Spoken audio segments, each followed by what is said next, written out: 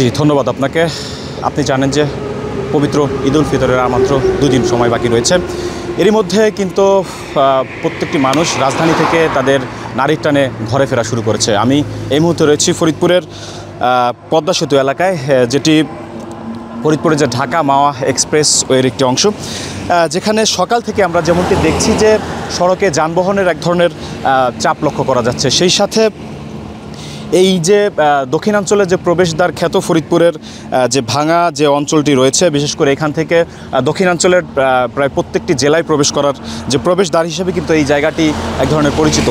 তো আমরা সকাল থেকে যেমনটি দেখছি যে সড়কে এইবারের ঈদযাত্রাকে স্বস্তি দিতে কিন্তু এখানকার যারা আইনশৃঙ্খলা রক্ষাকারী বাহিনীর সদস্য যারা রয়েছে তারা কিন্তু প্রতিনিয়তই কাজ করছেন। এবং আমরা একটি স্বস্তির খবর যেটি বলতে চাই সেটি হচ্ছে যে এবারের ঈদযাত্রাকে কেন্দ্র করে কিন্তু আমরা যাত্রীদের সাথে কথা বলেছি এবং এইখানকার যারা এই সড়কে যারা চলাচলরত যাত্রী যারা রয়েছে আমি তাদের সাথে কথা বলেছি। তারা যেমনটি তাদের মধ্যে এক ধরনের স্বস্তির নিঃশ্বাস আমরা লক্ষ্য করছি। এর প্রধান কারণটি হচ্ছে এবারের যে এক ধরনের যানজটমুক্ত যে একটি ঈদযাত্রা, সেই সাথে বলা যায় যে গতবারের তুলনায় এবারের ঈদযাত্রায় আরও স্বস্তি এনে দিয়েছে। বিশেষ করে যে সড়ক দুর্ঘটনার প্রবণতা কিন্তু গতবারের তুলনায় একেবারেই কম।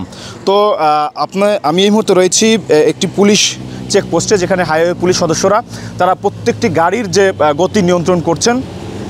আমি যদি একটু তাদের সাথে একটু কথা বলার চেষ্টা করি যে আসলে এইবারের যে ঈদ যাত্রাটি রয়েছে এই ঈদ যাত্রা আসলে স্বস্তি দিতে আপনারা কিভাবে কাজ করছেন এবং সড়কের গতবারের তুলনায় এবারের শৃঙ্খলাটা কেমন এবং কিভাবে আপনারা নিরাপত্তা দিচ্ছেন? আসলে একটা মহাসড়কে তখনই দুর্ঘটনা ঘটে যখন ড্রাইভাররা বেপরোয়া হয়ে যায়। ঈদের অতিরিক্ত যাত্রীকে কেন্দ্র করে ড্রাইভাররা তাদের টিপ বেশি পাওয়ার জন্য একটু দ্রুত তাড়াহুড়া করে থাকে।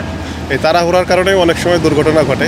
তাদের এই গতি নিয়ন্ত্রণের জন্য আমরা হাইওয়ে পুলিশ স্পিড গান দিয়ে তাদের স্পিড ডিটেক্ট করতেছি এবং তাদেরকে সচেতন করতেছি তারা যাতে ওভার স্পিডে গাড়ি না চালায়, সচেতনভাবে গাড়ি চালায়। তার একটি ভুলের কারণে একটা বড় ধরনের দুর্ঘটনা ঘটতে পারে এবং ঘরমুখ মানুষের আনন্দটাই নষ্ট হয়ে যাবে, এটাই তাদের বোঝানোর চেষ্টা করতেছে।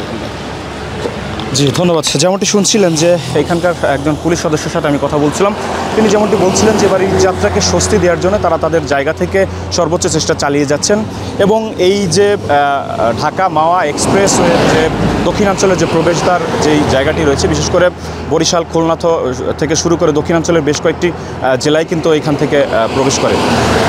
তো বলা যায় যে এবারের ঈদযাত্রায় স্বস্তির ঈদযাত্রা উপহার দিতে আইনশৃঙ্খলা বাহিনীর সদস্যরা কাজ করছেন। তো মোটামুটি এই ছিল আমার কাছে ফরিদপুরের ঈদযাত্রার সর্বশেষ খবর।